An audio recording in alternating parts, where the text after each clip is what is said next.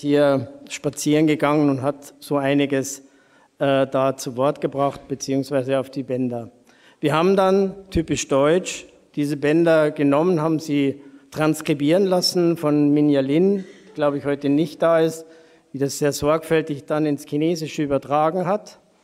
Und dann hat Frau Eva Schestag, die heute da ist, kongenial diesen Text ins Deutsche übertragen. Diesen Text haben wir dann sozusagen redaktionell nochmal bearbeitet mit der Zielsetzung, dass wir eigentlich die Ausführungen auf einen Manifestpunkt bringen. Wir wollten eigentlich seine Sätze so reduzieren auf wirklich die Essenz von dem, was wir glaubten herausgehört zu haben.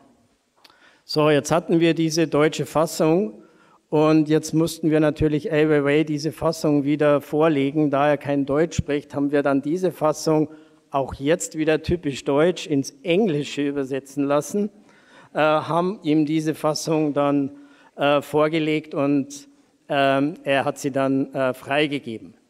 Daraufhin haben wir, das ist jetzt typisch deutscher Verlag, angefangen, das in ein sozusagen Editorial Design zu bringen, was dem Buch und den Ausführungen angemessen ist, und haben dann wiederum die zentralen Thesen und Sätze wieder in chinesische Schriftzeichen kalligrafieren lassen.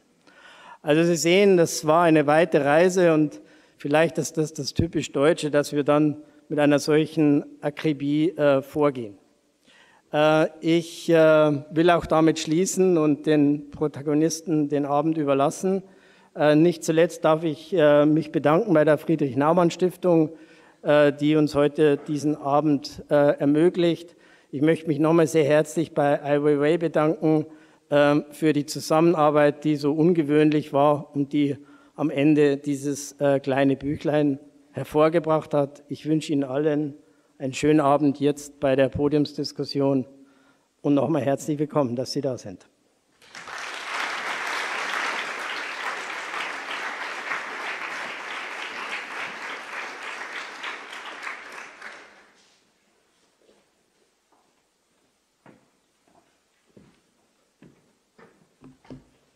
Meine sehr geehrten Damen und Herren, ich darf Sie von Seiten der Friedrich-Naumann-Stiftung für die Freiheit ganz herzlich an diesem Abend begrüßen zu der Diskussion und der Buchvorstellung. Herr Dr. Felixberger, wenn das ein typisch deutsches Buch ist, dann muss ich sagen, typisch deutsche Bücher sehen gut aus und sie gelingen. Das ist eine sehr schöne Ausgabe. Ich freue mich drauf, ich habe es eben erst bekommen, es auch zu lesen. Meine sehr geehrten Damen und Herren, wieso kommt die Friedrich-Naumann-Stiftung dazu, heute Abend mit Weiwei, und ich darf das hinzufügen, wir sind sehr geehrt und erfreut, dass wir Sie heute zu Gast haben, lieber Herr Weiwei. Wie kommen wir dazu, ein solches Buch hier vorzustellen? Die Antwort ist ganz simpel. Die Friedrich-Naumann-Stiftung für die Freiheit steht für die Freiheit und für die offene Gesellschaft. Und Weiwei ist zu einer Symbolfigur aus guten Gründen, zu einer Symbolfigur als Künstler, als Freiheitskämpfer, kann man sagen, in China für genau diese Werte geworden. Deswegen ist es selbstverständlich für uns heute, dass wir ihn in seinen Bemühungen in der Öffentlichkeit unterstützen. Erlauben Sie mir auch bei der Gelegenheit eine kleine Bemerkung zum Verhältnis zu China. Ich sage an dieser Stelle sehr deutlich, China ist ein unglaublich wichtiges Land in dieser Welt, da braucht man ja überhaupt nicht darüber zu diskutieren. Und selbstverständlich sind wir liberal Denkende, die liberale politische Familie in Deutschland bereit und willens, mit China zusammenzuarbeiten. Aber das darf nicht den Blick verstellen für das, was in China passiert. an Überwachung, an Verletzungen von Menschenrechten. Das muss auch klar zur Sprache gebracht werden. Und es muss auch so klar zur Sprache gebracht werden, wie die Ereignisse in Hongkong gezeigt haben, wie rigoros China in Hongkong vorgeht und wie belastet auch sein Verhältnis zu dem demokratisch regierten und verfassten Taiwan ist. Also insofern ist es für uns selbstverständlich, als Stiftung für die Freiheit und als liberale Familie diejenigen, die sich für mehr Freiheit, für die offene Gesellschaft in China und in der Welt einsetzen, hier willkommen zu heißen. Meine sehr geehrten Damen und Herren, ich freue mich ganz persönlich auf einen wunderbaren Abend mit Weiwei und mit unseren Gästen auf dem Podium, mit Frau Dr. Mahlmann, mit Markus Löning und mit der Übersetzerin, die uns Chinesisch-Deutsch beistehen wird heute Abend. Ich darf die 4 gleich auf die Bühne bitten, aber vorher noch eine kleine Bemerkung, die ich mir erlaube. Es ist ja durch die Medien gegangen, dass Weiwei auch an seinem Gastland, Deutschland, Kritik geübt hat, an dem Geist, der in unserem Land herrscht. Wenn man das auf einen Satz zusammenfasst, dann meint er, dieses Land bemüht sich, eine offene Gesellschaft zu sein, aber es ist es noch lange nicht.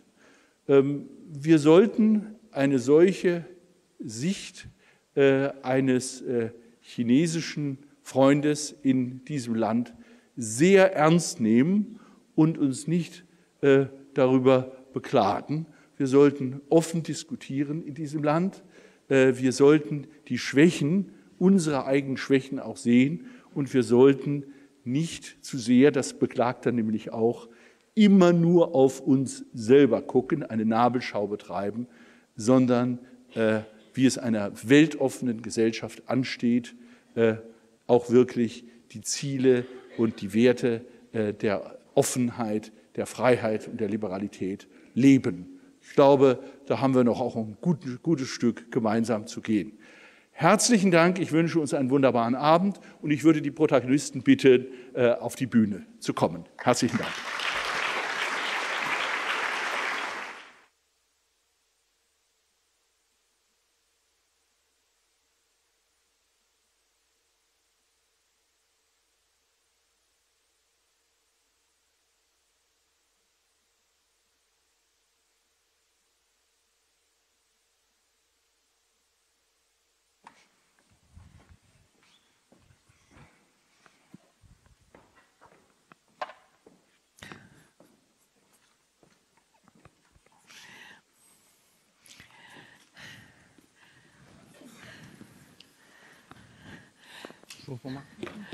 Ja, guten Abend, meine Damen und Herren. Good evening, ladies and gentlemen. I think our discussion will be as complicated as the production of this wonderful little book.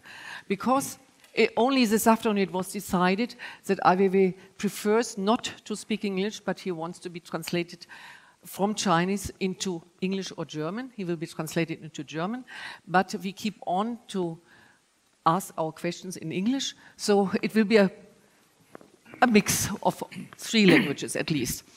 Let's try our very best. Weiwei begins his book, this little book, those you have it perhaps later then, Manifesto Without Borders, that he does not like interviews because they are always just segments of the factual. So maybe it would be better if he just would go home now and just read the book. Why not? You don't like interviews. But now we are all here. Let's try it. And he said, yes, let's do it. So we do it. I'm sure all of you will know some pieces of art he has done within the last decades. And Weiwei has received worldwide attention for his art. And I would like to say Ai Weiwei doesn't want to be perceived only as a visual artist, but also as a writer, a philosopher, a political cosmopolitan. Ai Weiwei, I might give a few dates in German of your life, though that everybody who hadn't had the time to read more about him get some information. But before that, I would like to ask you one question. A magic dwells in each beginning. That's the beginning of a wonderful poem by Hermann Hesse, a poet of the last century in Germany. Do you feel now the magic of the beginning in Cambridge? Well, it's. I think normally I cannot give such a quick answer. It always takes me a long time to. I'm not a fast response to situation like this. Very often I would find myself in a quite awkward situation. Then it would take some time for me to understand. So. All right, we'll come back to that question perhaps at the end. And in between, when they translate, you might have some time to reflect these words. In each beginning, there is kind of a miracle. No, special, what did I say? The official translation was, a magic dwells in each beginning. Ein Zauber wohnt jedem Anfang inne. Jedem Anfang wohnt ein Zauber inne, so rum heißt es bei Hesse. Okay, aber you have a lot of time now, because I give in German just a few days of your life, and he knows his life well. He was, it's okay for him that I speak German. Ai Weiwei wurde 1957 in Peking geboren als Sohn des Dichters Ai Ching, der kurz nach Ai Weiweis Geburt bereits als Rechtsabweichler verbannt wurde in den fernen Westen Chinas nach Xinjiang und dort 20 Jahre bleiben musste. Die Familie von Ai Weiweis Vater hat unter schlimmsten Bedingungen gelebt, und Latrinenputzen vor 5 Jahren ist nur ein Beispiel für die total inhumane Behandlung, die seine Familie erfahren hat. Nach 20 Jahren kehrte die Familie nach Peking zurück, und Ai Weiwei war natürlich dann erwachsen und wurde in die Filmakademie aufgenommen. Und 3 Jahre später ging er 1981 in die USA, hatte ein Stipendium dort an der Filmakademie und ist weiter dort geblieben, hat, wie er selber sagt, damals in dem Vulkan, am Rand des rauchenden Vulkans gelebt. Also Kontakt gehabt mit Künstlern, mit Hippies, mit Drogenabhängigen und so weiter, mit Punks. Und er hat da bereits mit Kunst gearbeitet und Kunst gemacht. Dort begann seine lebenslange Suche nach der Wahrheit. Vielleicht hat sie auch damit begonnen, dass er jeden, den er neu kennengelernt hat, erst einmal nackt fotografierte, seine berühmten Nacktfotos. 1993 kehrt er dann nach China zurück, weil sein Vater sehr krank war, und hat dort in Peking das China Art Archives and Warehouse gegründet.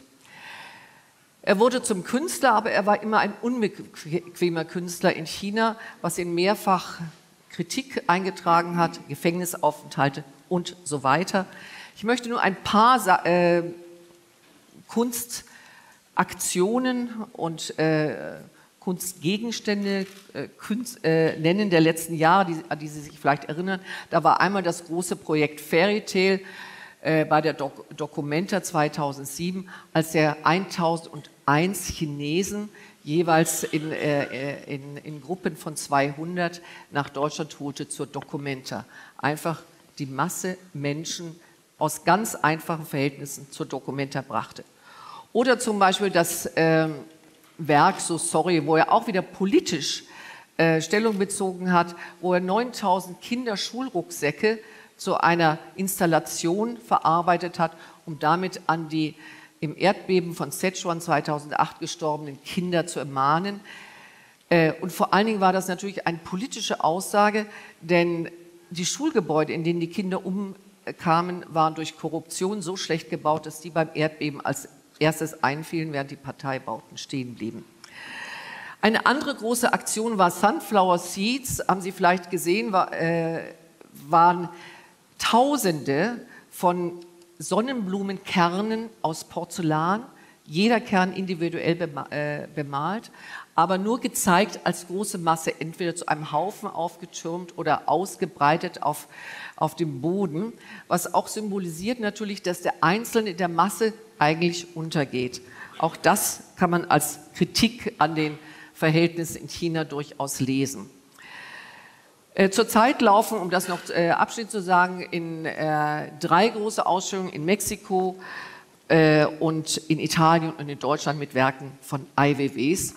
Weiwei kam vor 4 Jahren nach Deutschland. Er war in Haft in China für 81 Tage. Und dass er nach Deutschland kam und dass er in Deutschland sozusagen als Flüchtling aufgenommen wurde, ist auch unserem anderen Gesprächspartner heute zu verdanken, nämlich Markus Löning, der damals der Menschenrechtsbeauftragte der Bundesregierung war.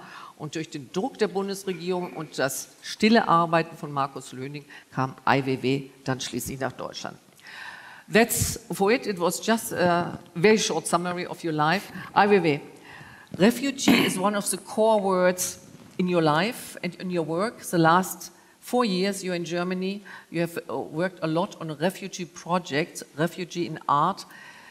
How do you feel yourself still as a refugee?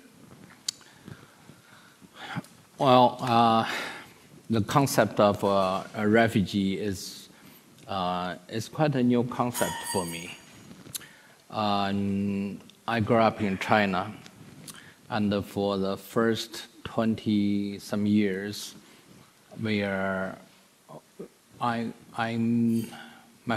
family was exiled, so we left our home to Xinjiang province, which is quite remoted. Why I have to repeatedly talk about this is only because people keep asking me, what do you do with refugees concept? So I realize I spent about 24 years in China at the beginning. I'm a refugee at my own home, only because we never have a place we can call it home, and we always being pushed away or to send to some areas which we have any ideas about how the life is going to be, and it's very much like it's very much identified with refugee condition today. So that's how I later I try to go to the United States. And at the same time, I'm not, I have to learn English, I have to make my living, and my situation is always very difficult. For 12 years in mainly about 10 years in New York City, and also I never had a sense of a settlement. I never really wanted to become a U.S. citizen or to settle myself or to become part of a so-called American dream. But when you went back to Beijing in '93, did you then, those years between '93 and now 2015, get a feeling that China is your home country, or you still felt as a refugee in your own country? That would be a question of what do you do? What do you feel when you see somewhere is your country? I went home, but the home became very different already. In many ways, it developed very fast, and it changed so much. But it's changed for good. For many, for many people, it become a much modern society. But at the same time, there's something never changed, and the political situation never changed till today. It never changed, and those since from the very beginning, is a system has been punished my father, and also all the intellectuals in that society. So I have seen that as a very foreign political structure for me, because that's everything against. That's why I moved myself to United States. Then once I come back to China, that part of the political system never changed. And until today, it doesn't change. So that's even that is over about from 93 to 2015. It's another 22 years. I still feel very uncomfortable. That's why I have so much struggle with in my land or my country, but it's a very, I would say they call me dissident. I said I'm not dissident, but the government is dissident government. Yes. So then I ended up I have to leave the country again because I have been going through so much difficult situation. Yes. You became an artist, you decided to become an artist already in the far west of China, in Xinjiang. I would like to quote something you said in an interview, I think. So when I grew up, declaring oneself an artist seemed almost the first step towards suicide. Nobody wanted to lived and with a dissident father, and before long that attitude was accepted as a given. It was normal. It was like the weather. You can like the weather, you hate it or you love it, but you can't choose the weather. You adjust, weird things become normal, right until today. China's rulers like to frame China as a special case. We have this or that with Chinese characteristics. They like to say, still nowadays. Anyway, for me, art became an escape from the scorching political system. Beauty, a line, a drawing, these led into another system in which I could live. Now, ironically, everybody calls me a political artist. So art was already in your youth. It was art you were interested in Xinjiang there, where certainly it was difficult to get colors to paint or anything else? I think my early education about art is from my father's influence. He's a very pure artist and poet, and all he does is writing poetry. Before I was born, and of course, the year I was born, he was forbidden to write anything. She's about 47 years old. I mean, that's already he's forbidden to write for next 20 years. But still, he has a lot of a poetry book, and I start to read, and I still remember many sentences from those poetry books. So I started to learning poetry from very beginning. I think those experiences are very important for my life. And even we don't have a chance to write or to even make a painting, but occasionally I would see him make one drawing. That would shocking me. Just use one pencil with a few lines can really draw the world with such a simplicity. And in that moment, you see everything disappeared. All those hardship or political struggles disappeared. Only those clear lines on this paper would become a reality. So I guess those kind of moments draw me into art. But of course, I never really loved art because and in this kind of society, you're living under such a censorship. You don't have any kind of passion or imagination you want to really carry on, or to let you free. You know, you cannot imagine to fly because you know you'll be shut down. You know, even you have that kind of temptation. Yes. Yeah. That's very interesting. You start there with art already then in Xinjiang. I would like to include Mr. Löning now. How was you met Ai Weiwei in Beijing or in Shanghai? How was your first impression? About what did you talk? How was it? The first time we met was in this artist area where your atelier is. But before meeting you, Michael Schäfer took me around all sorts of other artist places, who was then the German ambassador to China. And so I got an impression of, let's say, the people around that were, some of them living in houses. They told me that you designed and created. And so I got an impression of the wealth of artists that's there. And an impression of the people, amazing people.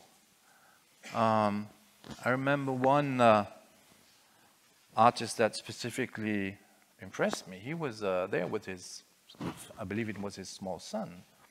And one of his pieces of art was that he got himself into a piece of concrete, and that he was inside the concrete for 24 hours.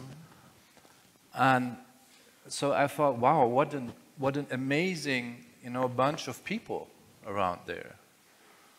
And I think that, if I remember well, the first time I met you was in your atelier, and you just were released from prison, and then you showed us this video you made about your imprisonment, the rock song. And it was, and I remember that one of my colleagues who was with me, he said, wow, he's such a cool guy. And that was very much also my impression that, you know, you were a person that would absolutely think outside the box. And it's interesting to hear from you that how the system was intimidating you to some extent, how it was inhibiting you, but looking at what was going on there in your atelier, the works you did, and also with the people around I saw, I must say I was deeply impressed what people are doing and the kind of art they were creating. And really, to be honest, I was living in Mitte at the time, in the middle of all, you know, the Berlin arts. And I thought, what a village is Berlin compared to, you know, what's going on in Beijing.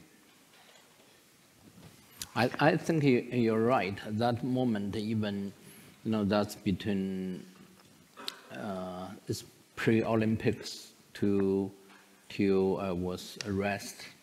This is basically from 2005 to 2010 or 11. That 5-6 years was like a golden time for my activities, because there's the internet.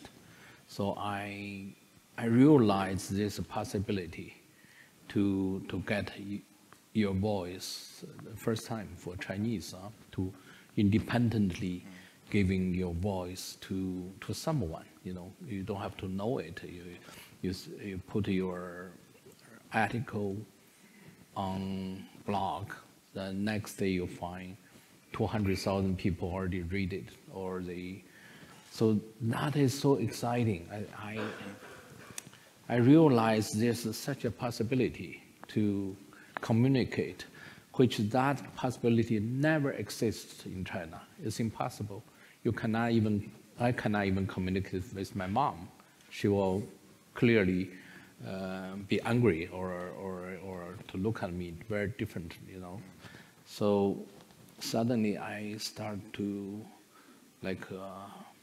it's like a dynamite. You know, you feel the potential is there. So I made a lot of arguments. Very often I can write 2-3 blog articles a day.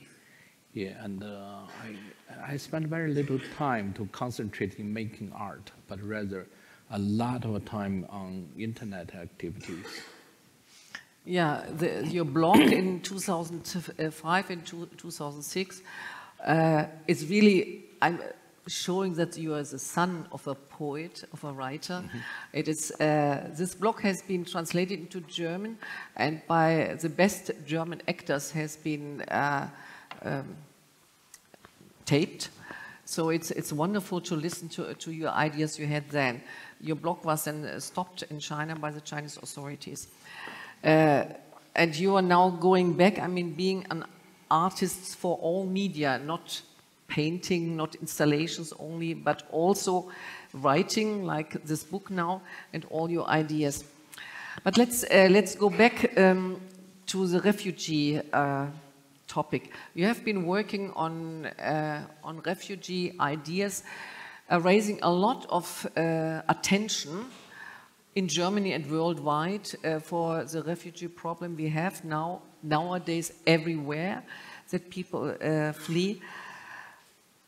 Is it now you leave Germany, where this refugee topic has been a topic for everyone and it was welcomed, there's nothing contradictory in this topic, you don't find new topics in Germany so that you better leave this country?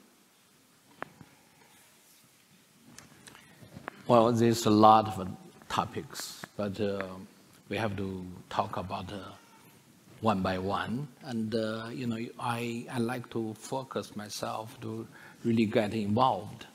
It's not just intellectually I want to be involved. It's really emotionally. You know, you have to build up some kind of argument which you believe in it. You think this is a topic need to be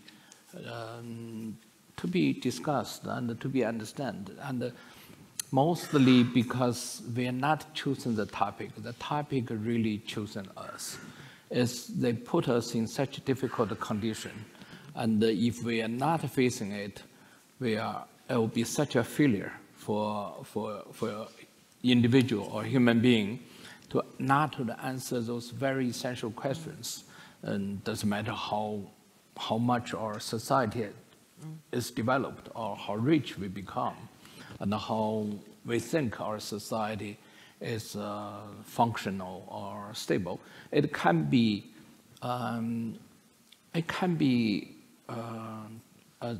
threatened or danger because we cannot answer those very essential questions. And that kind of danger, I say, exists in Europe or in the West, and it has a very strong foundation, and it can totally change our concept about ourselves. As an artist, you think what you do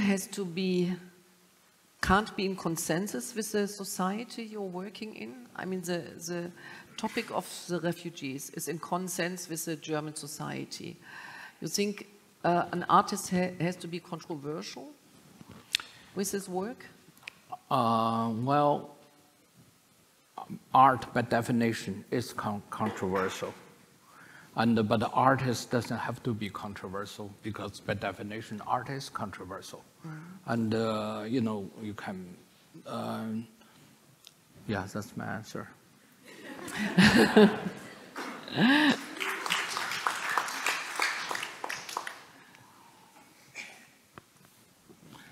Art is controversial, and you once said everything is art and everything is politics. So, but politics is always controversial, also. Coming back again to the refugee topic, with all the works you did about the situation of refugees everywhere, not only in Europe but also in the Near East, and and in Afghanistan and wherever, you made people to look at this problem, and to make people aware one should do something about it, one should perhaps help. Do you have any political idea what one could do besides you making people aware? You know, the refugee situation is not just about us or them, you know, it's not just about how different we are, you know, it's really about how we look at this world, you know, how we look at our situation, you know, the global condition. And so it depends, very much depends on our vision and our courage, and also about our perspective, how the world will develop, you know. And if we have a wrong concept, we think the world is a fixed condition. We are divided by rich or poor, or Germans, or Iraqs, or Afghanistans, or Israels. I think that kind of vision would cause a lot of problem if politically we think that way. Yes. But if we think about, we should accept human being as part of us.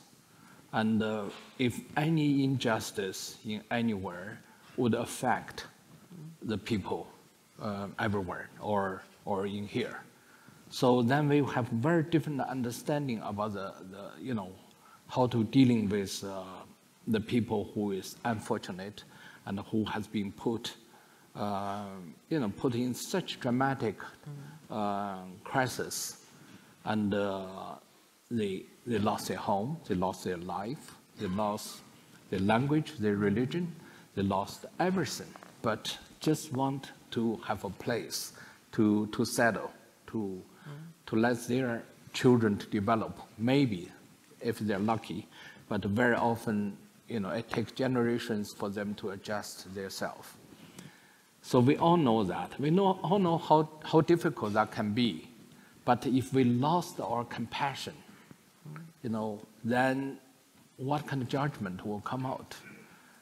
Then basically what the biggest loss is not just refugees. They are, you know, they are basically victimized by different wars or different famine situation, but it's lost of ourselves, because we have very different estimate of self-estimate, or how we would tell our children, you know, when someone needs help, and we know we can help it, but with all kind of excuse, we said, okay, this is not our problem. So I think that is some kind of argument I cannot accept. That's why I got quite angry whenever I talk about the situation. Europe is in such a privileged condition, and we all know it. Yes. But we become so selfish, we become very short-sighted. Then how, I mean, I come from China, you know, I come from a communist society. You know, I used to believe democracy and freedom can perform better than today. But then you see it's extremely difficult for Europe to make a move and to accept new ideas, to regenerate this kind of vision, and to be more positively involved with this critical time, you know, to make the world, because we have so much resource, you know, technically or financially, you know. So that means we don't make use of the abilities we would have to change the world to a better one. I think so. I think it's such a waste if we don't make this effort. Because for too long we believe life is just comfortable, you know, is safe, and which is the wrong concept. Life requires struggle and requires to help other people, You know, this is a requirement. It's not something we can see. It's not our problem. Yeah, actually your whole book is a plea for humanity. A plea for humanity is the whole book, I must say. But let's come back to the artist, Ai Weiwei. Could I add something about the refugee? Because I think that's very important. And I must say I very much like that you are so clear about that. Because I've seen lots of refugee camps in different areas. I was in Jordan before the first people started coming. And then I never thought that my country, you know, could turn so cynical and so scared within such a short time. Because in the beginning, I remember I suggested, let's take some of the Syrians. They have family here. They can come to Germany. They have houses. We got calls from people saying, my brother is in Beirut. Can he come and visit me? So we started that. Then the people came from Hungary. People were really welcoming and happy to help. And then something changed. Then it's like fear took over. It's that people started being scared. Oh my God, what's happening? What's my neighbor? And those that are courageous and that felt compassionate suddenly went silent. They didn't speak up anymore. And I think this is poison in our society. This is poisoning German and European society, because there's a feeling of fear, of hatred, of not feeling compassionate to people that come here. They come on boats, they come with their kids, they only want their kids to go to school and to survive. And people know that, and still there is this pushback, which I find that so hard to watch this here. Yeah, that's why it's so important that people like you that went through this experience, share their view, to open up some of the minds and the hearts again. Well, it takes me quite some time to learn. We went to about 20-some nations, 40 camps. Once you watch those people, you learn from it. Even they are poor, but they are very dignified people. Yes, they with very strong human dignity. I would say I'm very impressed when I'm in the refugee camps.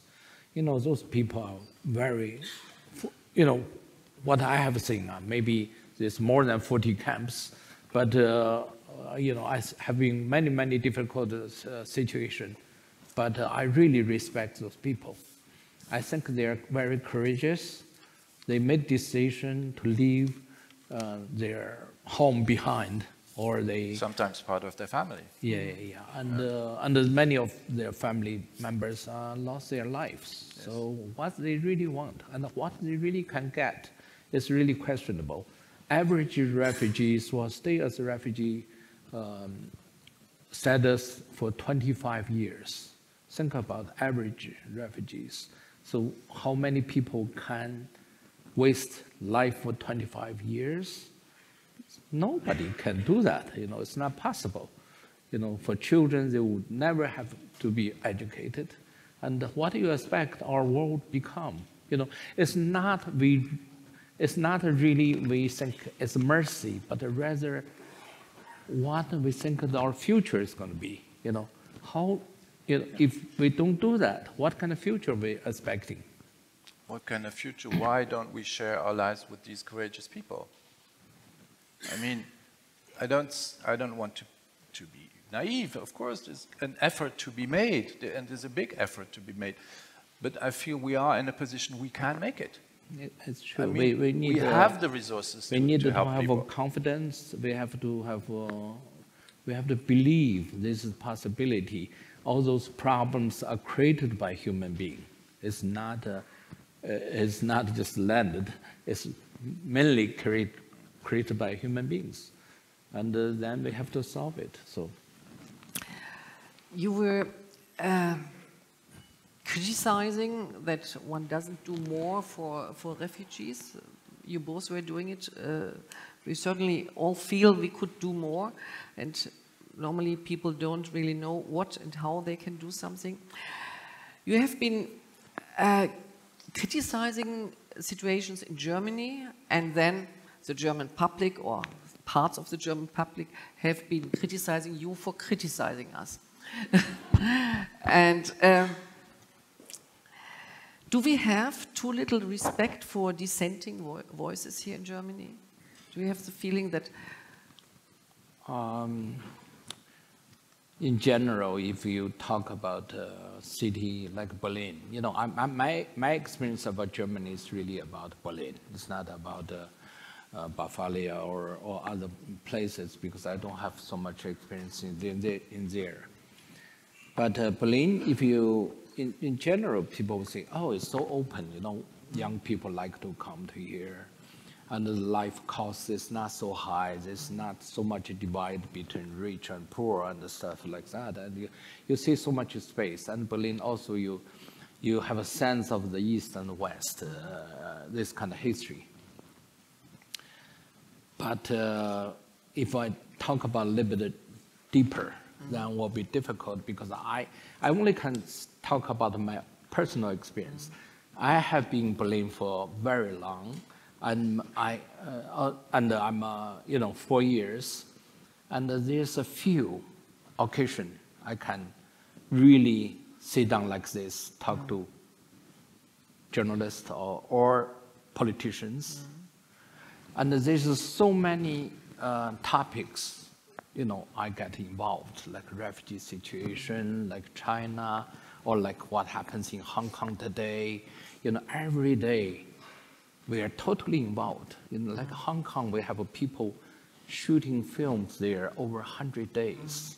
Every day I'm posting those images, you know, video clips on Instagram. So people easily can see, you know, it's just like the beginning when I started to get involved with this refugee situation. It's really a complete involvement. But there's very little discussion, because people think, oh, you're artist. We respect you as artist. But you're not entitled or supposed to talk about Germans' condition or refugee situation or China, even China, because people, I don't know, Germans have such nice, how do you say, honeymoon with China. You can easily see German prefers panda than anybody else. You know, maybe German's flag should have put pandas on it, you know.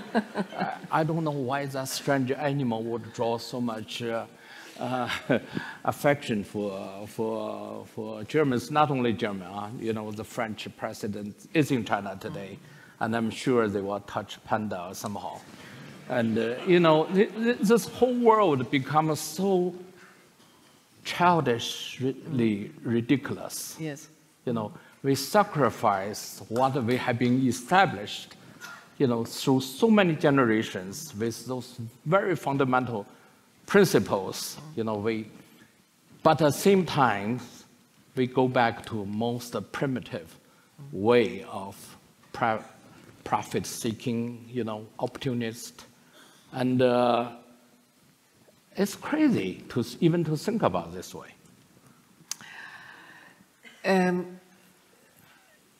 Too little respect for dissenting voices. You criticized the situation in Germany as this strange mental clumsiness and the regularity of the Germans, where I think we should really carefully listen to those criticisms, because, as you said, one is in one's society and doesn't look out, and perhaps somebody from outside can give us a hint to start to think again about our behavior. Do I have like a bodyguard after this meeting? You know, so I, you know. Please. I came to Germany when I was 19. I was growing up in the Netherlands and in Luxembourg. And so inside I always have the view from Luxembourg to Germany. That's how I grew up. And so still now, that's 40 years ago, but still now sometimes I feel that.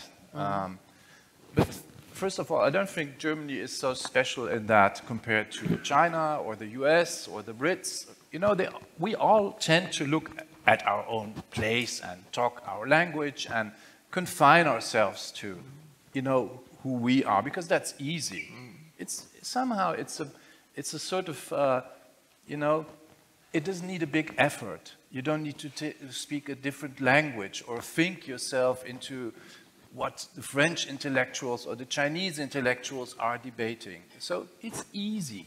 And I think we miss so much. We miss so much of debates, of ideas that are going outside, in front of our door. We don't even know what's being discussed in Poland or in Holland. You know, and we miss let's say, the sparks, the ideas, the artists, the literature, everything, the political ideas that come in. We simply miss them. And I think that's a self-limitation upon ourselves, which we should reflect. I mean, we are a super global country. Our economy is worldwide. People don't speak about it. You know, they don't speak about it. But, you know, people are everywhere. They go for business to Africa, to China, to India, wherever, to Latin America. They bring back a lot of experience, but don't share that. I once talked to that was when I was still a member of parliament. I once talked to someone from the business community, and he said, it's depressing. He said, it's depressing for a business person to go to the Bundestag, sorry, colleagues, and meet people that only think of their constituency, and that have never traveled, and that don't understand that Germany is a global company, a global country. So Good. I think, you know, let's... Global company. Yeah, it Yeah. is I also totally a global agree. company. Yeah, Weiwei said once, or it's written in the book also, Germany is self-centered and racism is just talked away. You had your experiences with racism in Germany because somebody didn't The understand racism you here or is not just, exclude you? you know, it's not they look at as a Chinese, but rather as German very often, you know, have an argument to say, okay, this is the rule, or this is the order. And clearly they say because the culture difference, you don't understand this order and the rule. I think this is another way to talk, to have this racist condition, not to understanding this other possibility of behaving, and not to understand the human's behavior has its own reason, and not necessarily to be put in such order. You know, this is very often to see in German society, then maybe Japan, you also see that, but not every other nation. In all those poor nations, Mexico, Brazil, China, you know, you can see people can be so friendly. Even you made a mistake, people still laughing about it. Not like Germans to say, you know, the bicycle rider in Berlin, they think they are God or something, you know, I don't know why that kind of anger come out. The road belongs to everybody. If somebody walk on there, may be wrong because they don't see that is, you know, that's the bicycle road or something. You can be like, they can shock you to death. You can say, you doesn't belong to this earth. You know, that kind of idea to have this kind of super high, how do you call this kind of, you know, who gives the judgment to one individual who can look at another individual like that. So that is very common in Berlin. And I think that's racism. But racism is not a language you really can cover this kind of thing. You have been for some time in southern Germany. It's a deep culture, you know. Yeah. And that means that culture can it's really listen to authority. That authority could never exist, but it's like a machinery, and keep going, and it doesn't need a master. It still can walk and still can go. It's like a robot. So that shows some kind of danger to society like this. Yeah. Maybe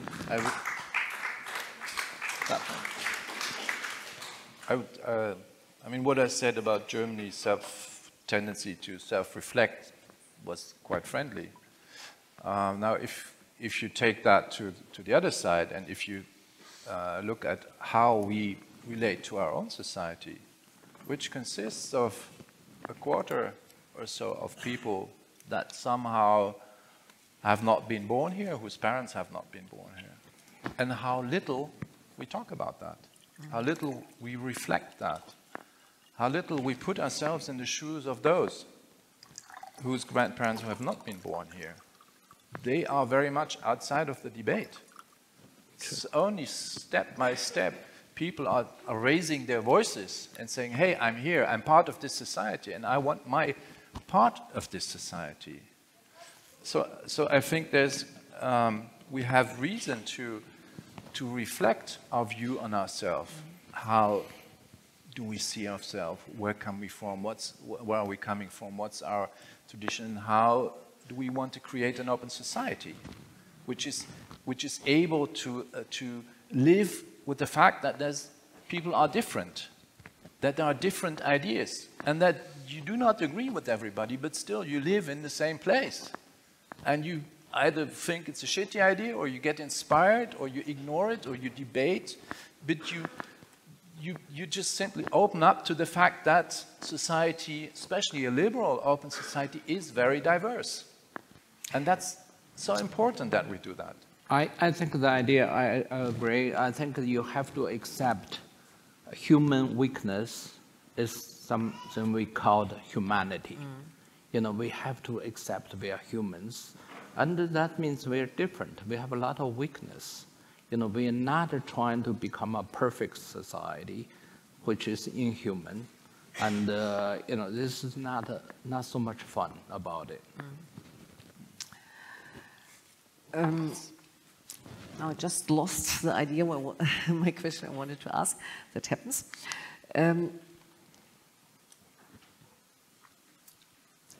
You came as an artist. You came from the German way of looking at you. You were an artist who got asylum in Germany, and then you decided, or you were regarded not only as an artist, because you were not only an artist, but also you took part in the discussions in Germany. You had the feeling that we in Germany try to put people too much in boxes. That's the artist, that's the politician, that's the scientist. And if one dares to go from one box to the next one gets critics, is criticized. Well, that's one I was very frustrated to ask why, you know, Germans cannot accept kind of irregular activities of me. That's what German friends told me, because you're artist, you're you know, with. So I said, you know what? Then I start to realize what is definition of artist, you know. So maybe I think I should announce I'm not artist. So very often I tell people I'm not a real artist, you know, I'm just you know, a fake artist. So still they cannot accept me. They said, no, you cannot say you're a fake artist. So tell me what should I do? You know. Did you get an answer? My answer is I like to be confused. You know, I like this condition to still feel it's a misfit of a society, which I do have a lot of this kind of feeling in China. But yes, I exiled, I come to Berlin. I do feel I'm still in the same condition, because people cannot open their mind.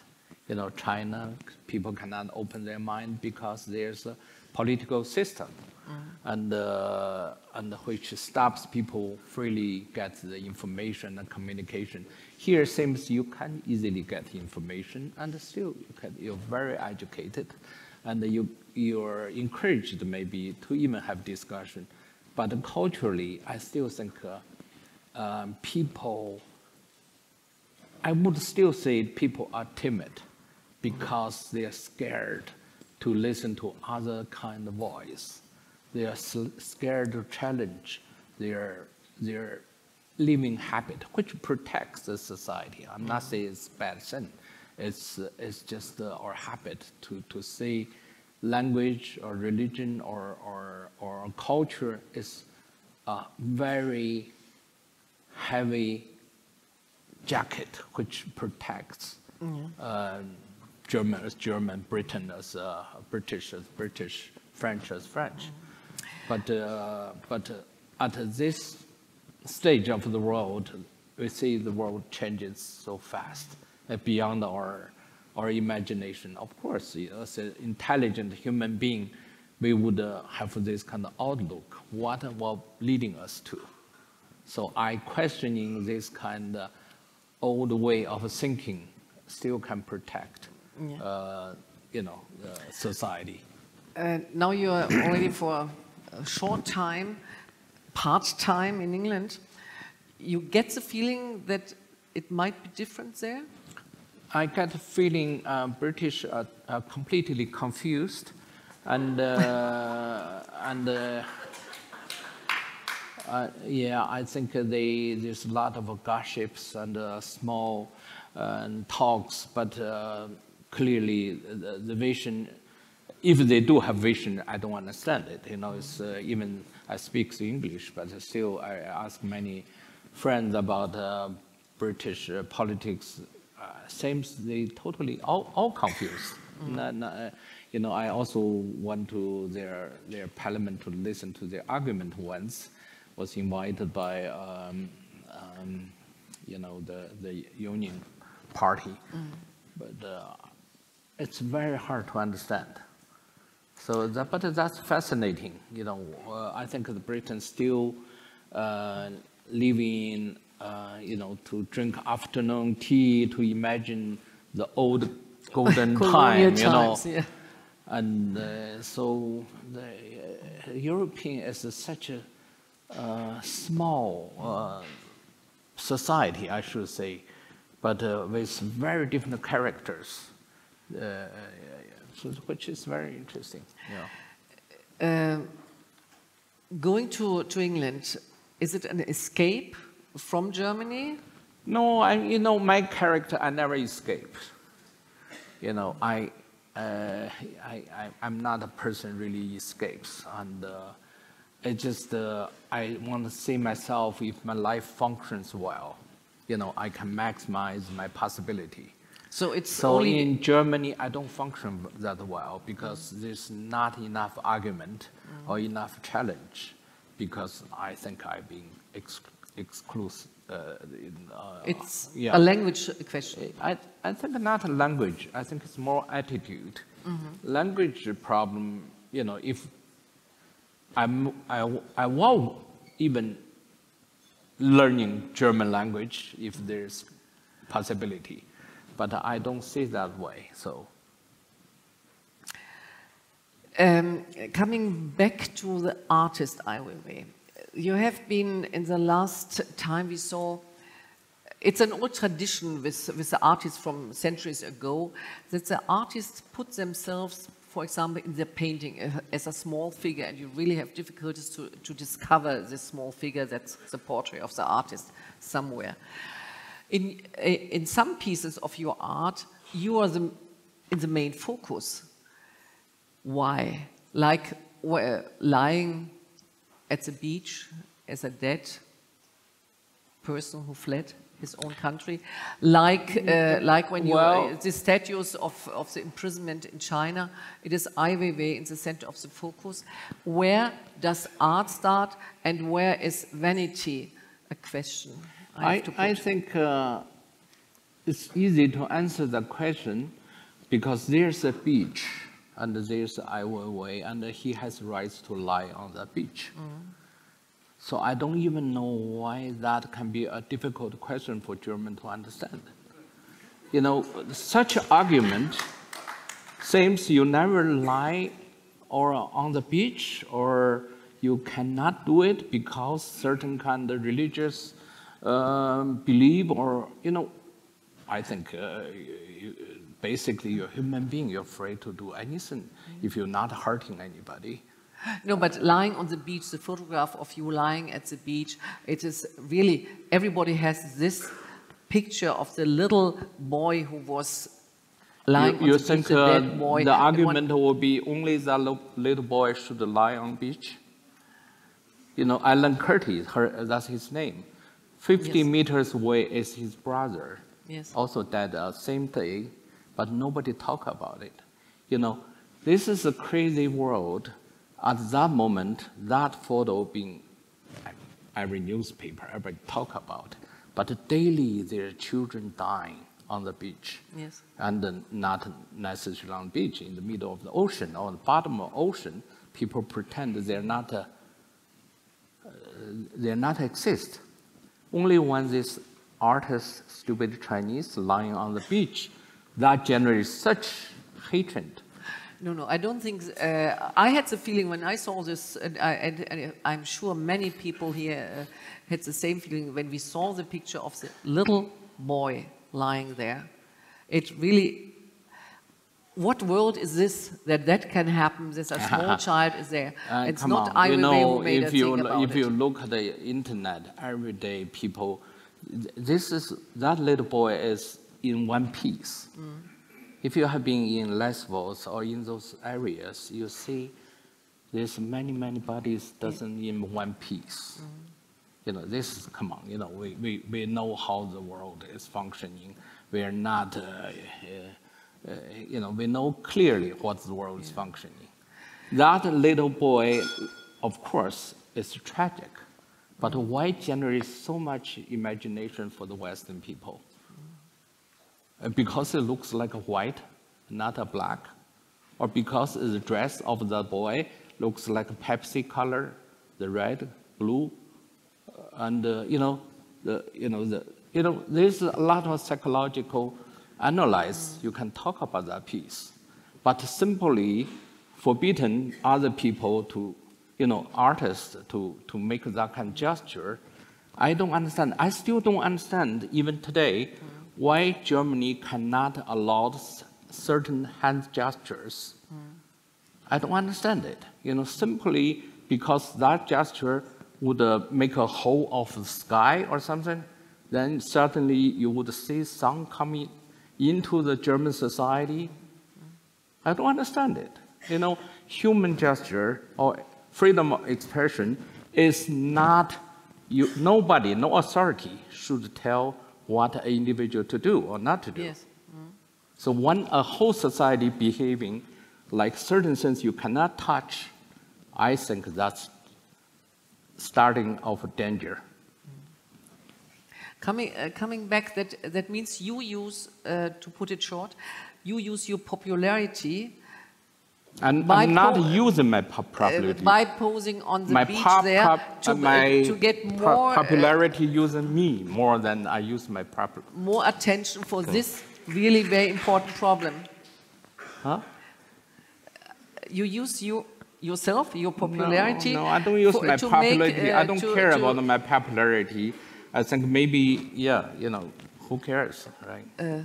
That's the way you look at me. When you do something, it will have more attention. Why? If he does something, or you, or you. No. You all can be as popular as me or more popular than me. But why don't you do it? Yeah. Why don't you do it? Please do not underestimate yourself. Because yourself is never you. We are part of somebody else. I'm part of somebody in Syria or in Lebanon or anywhere who never really had any voice. So So I don't see myself just as me. Yeah. You yourself, do you still dream in Chinese, or you have dreams in English already? I had a very strange dream last night, because maybe sometimes before this kind of talk, suddenly last night, 2 o'clock, I wake up so vividly, and I already started to make an argument like now. And, you know, I can easily get excited. And I can see some kind of energy there, make me not normal. But I also enjoy that, so. Yeah. You're a Chinese artist. You're Chinese. I just asked if you still dream in Chinese. I always forget I'm Chinese, but you forget. That's but I am Chinese because I do care China so deeply. But you still follow up what's going on in China, as you just said. You follow up intensely what's going on in Hong Kong. And do you have a lot of contacts with other Chinese living abroad, or Chinese who are in a similar situation as you are?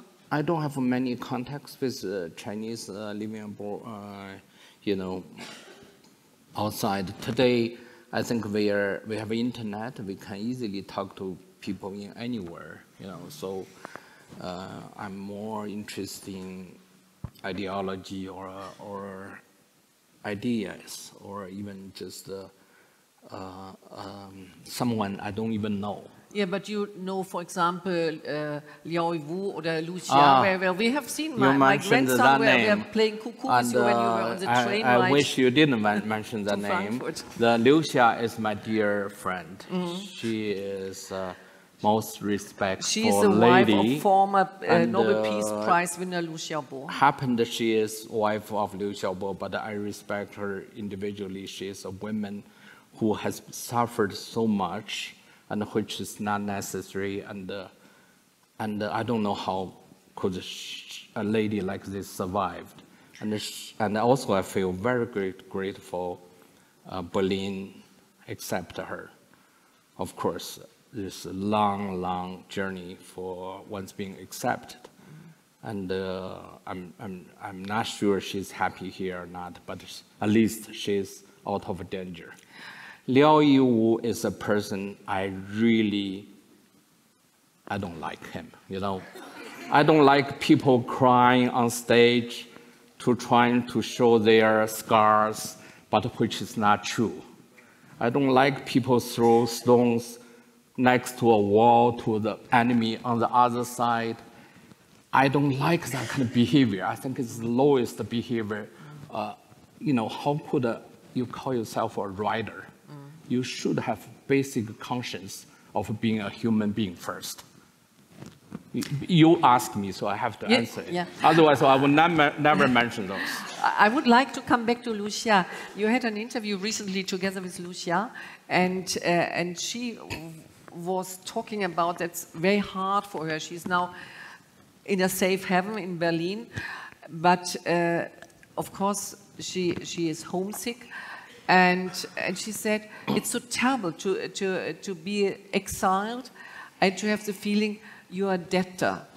That there are so many people who claim or who did something for you to come to Germany, and that she feels very bad about that having debts to so many people. Did you have the same feeling when you came to Germany, when Mr. Löning and others tried to free you, get you to Germany? No, German people to me are extremely polite. Even my old friend asked, you know, why we don't get in touch? They said, oh, because you're so famous and you're a position. I said, fuck it, you know. We are human beings. You know, if we like each other, we like it. You know, we can feel the temperature and the pulse of another human being. And you know, that's why I think there's so much a kind of regulation or something, you know, in our mind, which divides us, you know, because I'm always the one openly discuss any matter. You know, you ask me any question, I would answer it. But That's why I feel a little bit lived alone in Berlin. And I don't want just to become an artist to decorate this civilized society, you know.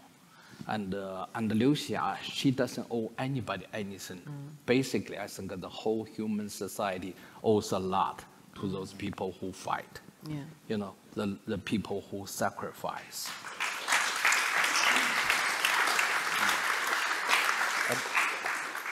I would also like to make that point. I think it's a complete misconception to think that anyone owes anything. I think, on the contrary, we owe something, because we have I'm 59 now. All of my life, I've been living in a free society. My parents were never super rich, but I always had food, I had shelter, I had everything. I never had to leave my country. I could choose my university. I could choose freely who my friends were. And I think there's an obligation of people like us that live in such a privileged situation to be aware of that and to share that and to feel an obligation to say, it's so easy for me to, you know, reach out, to give a hand, to send money, to give some public support, to do all of these things. And I think that's an obligation which we should, you know, we should do that a lot more, because also, if we feel more compassionate about people, it would make, you know, it would get some of the poison out of our systems if we would be more aware of what we can do. We have so much power and we're too scared to use it. We're really very often scared to speak up, to visit someone, which we can. If I think of the possibilities we have, the members of the Bundestag, the members of the government, they can visit, you know, they're protected. You can go, you can knock on the door of a prison and say, I want to see this man or this woman in there, and give hope. Sure. We can do that. And I think the obligation is on our side. The debt is on our side, the people that are free to do these things.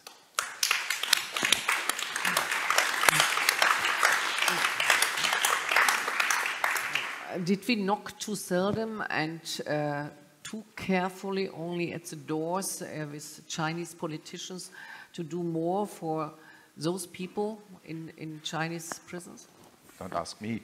That, you know more about that than we do. Well, first of all, I would like to say, I asked this question to some people in Beijing that were under house confinement and so on. I said, is it worth it? Is it worth the effort that we travel all the way to China, that the chancellor talks to the president and she says, I would please release Mr. So-and-so or Mrs. So-and-so. Is it worth the effort? And they said yes. They said yes. I said, does it make any difference? And they said, yes, it makes a difference. They said, first of all, these people you're talking to, we can never reach them. But you can reach them. And they know you are right. They will never admit, but they know you are right. So that's one thing they said, it's so important. Tell them again and again. And secondly, they said, it makes such a difference if you come and see us and we have a meeting, we have tea, we have beer, we drink, you know, we have an evening. It's so important for our work to see someone is out there that is believing in the struggle that we have and is supporting us. And even knocking on the door of the prison, if you cannot get in, somehow the message will get to the prisoner that someone was knocking on the door.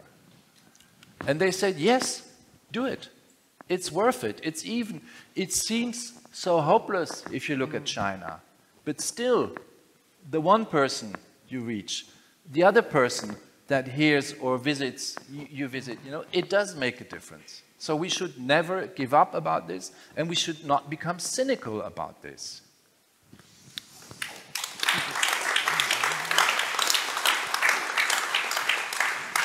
Do you, I think it's very clear what he made. It's not even it's not worth it. Still, we have a principle to make a choice which side we should be.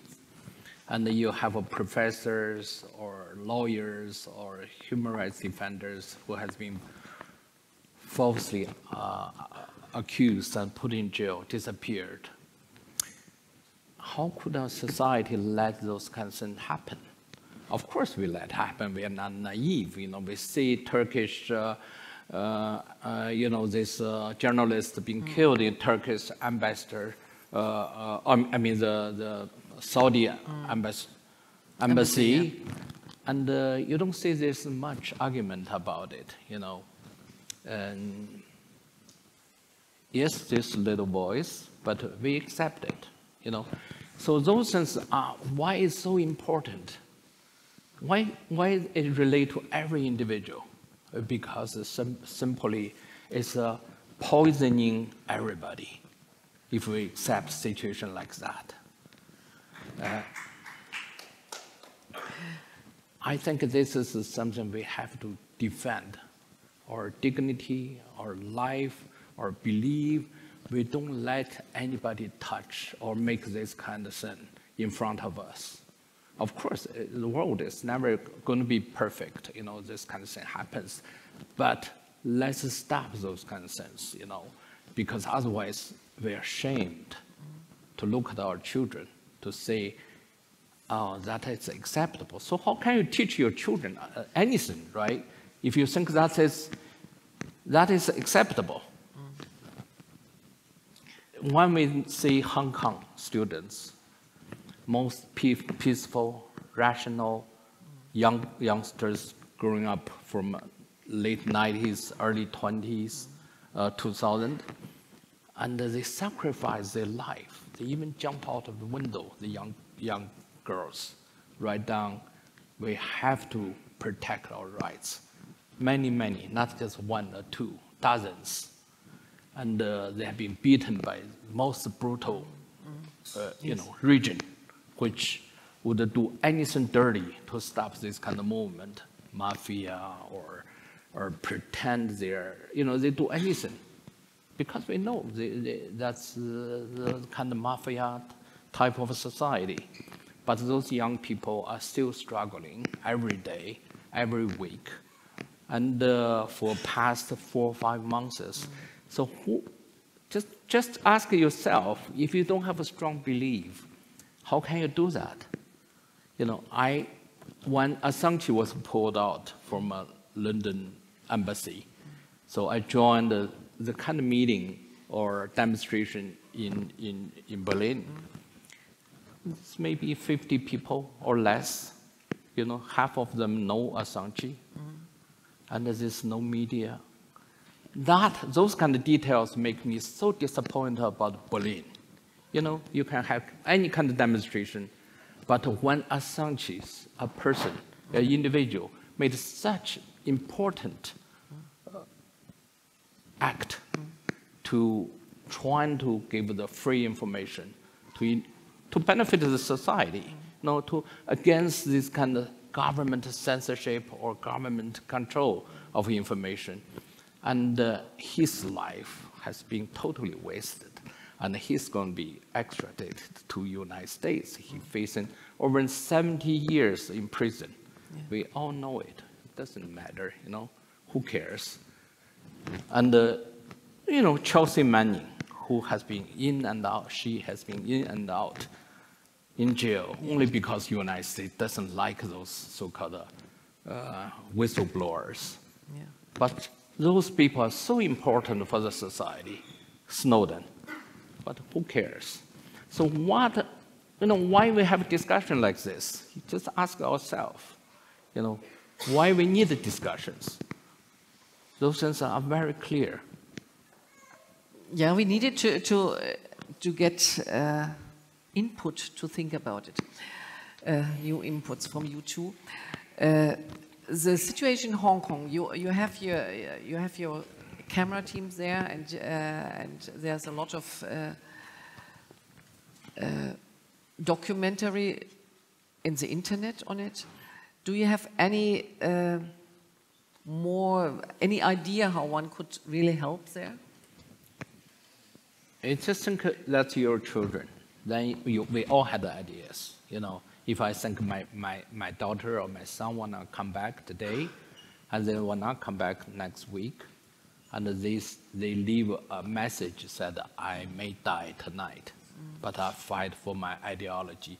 I will never let this authoritarian society to take freedom away.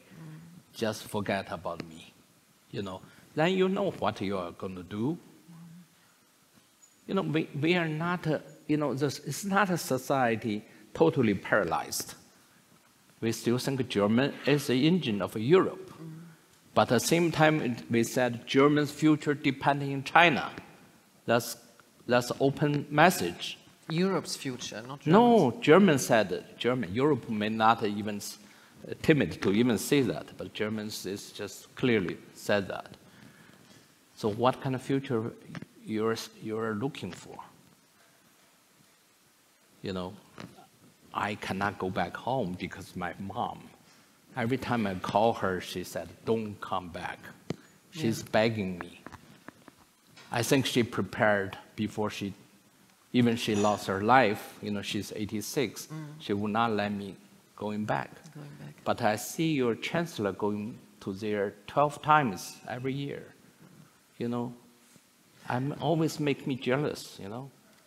But you if would I prefer, see you would the president of French had such great time, open Pompidou there. Yeah. What a shitty policy is that? To dump the garbage of the Western culture into Shanghai, and at the same time asking China to accept to dump nuclear waste in China. You know, that's the typical Western political situation toward China. But one can see it from both sides. I mean, this policy wouldn't work out if the Chinese wouldn't play. Of course, you play very well. You know, I've never said it's a rape. China is no longer in a situation to say, not to say no. China is strong enough to say no. That's a very good excuse. But when we make an accusation about China, we think about the West. You know, the West is not clean. Their hands is not clean. The whole so-called globalization is with the exploit, the human rights in China, the environment globally, not only in China. And we both sides know it. And Europe feel so profited and so desirable to have such an authoritarian society which make Europe as Europe today. You're certainly right. It's easier to build motorways and high-speed trains, rails through the whole country if you have an authoritarian regime. And so it's easier for the West to sell their cars and their locomotives, or whatever that is in English, and to a country like China. It's very cynical what I say. But it's also both-sided. I mean, China had a... Well, it's a surviving game. Both sides need it. Of course, we cannot blame anybody. But the big question come out is which direction we all going to go down. You know, we are all going to hell. Okay? Yeah. Happily, German and China. Happily together. No.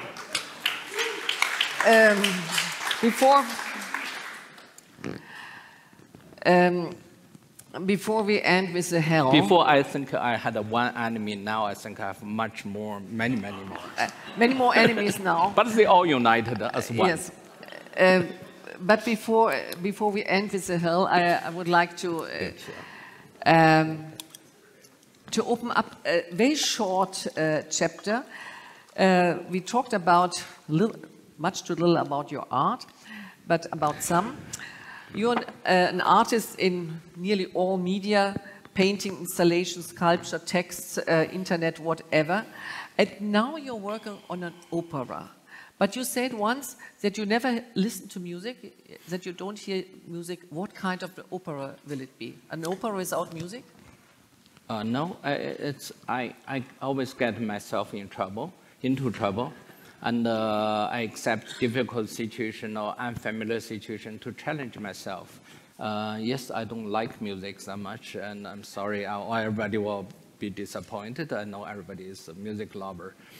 But the opera accepted is only because 30 years ago I was in New York, and I was as extra in Metropolitan Opera to make $3 an hour. And then 30 years later, when Roman Opera, the city in Italy, come to me and said, we would like you to direct the opera. First I thought no, but I asked which one. They said Turandot. So I said, okay, that's the opera. I have been worked as extra, to running on the stage, make $3 an hour, and I accepted. And I think it's certainly a challenge for somebody doesn't like music that much, and also to collaborating in a theater is most extreme difficult situation.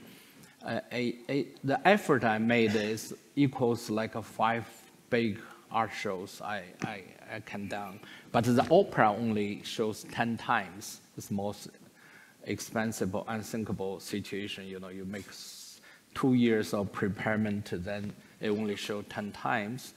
And the audience would be maybe half of any art show I would have created. So, but it's worth it because it's such a history.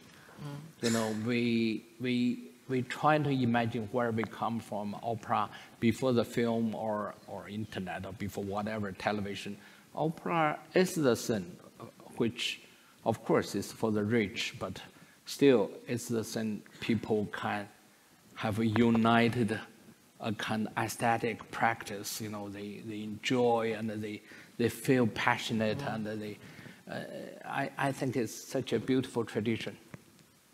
Wonderful, thank you very much. I think we come to an end. Looking, we are nearly 90 minutes. So, and before the first people start to sleep, I don't think they will.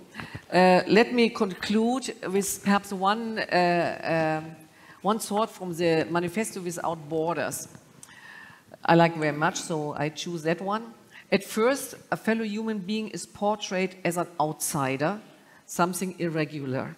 From there, it is a short step to perceiving them as a danger, as a threat to the others, the supposedly normal ones. And then later, exclusions are the very first and foremost elements of hatred in this world. And they are also its fruits. No one is immune to that, neither as a victim nor as a perpetrator. Oh, that's quite heavy now. So let's perhaps one other quotation which makes us more encouraging mood. Art can change the world, says Weiwei. When we allow ourselves to keep dreaming and have imagination, everything is possible. True. True. Yeah.